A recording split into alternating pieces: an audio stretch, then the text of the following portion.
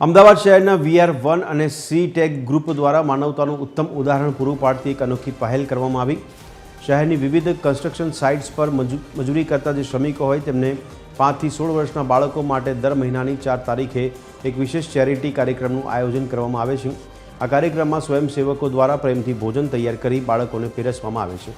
સાથે તેમને રમકડા, સ્ટેશનરી, કપડાં અને મીઠાઈ જેવી જીવન જરૂરી વસ્તુઓનું પણ વિતરણ કરાય છે। આ પ્રવૃત્તિનો મુખ્ય હેતુ વંચિત બાળકોના ચહેરા પર સ્મિત લાવવાનો છે।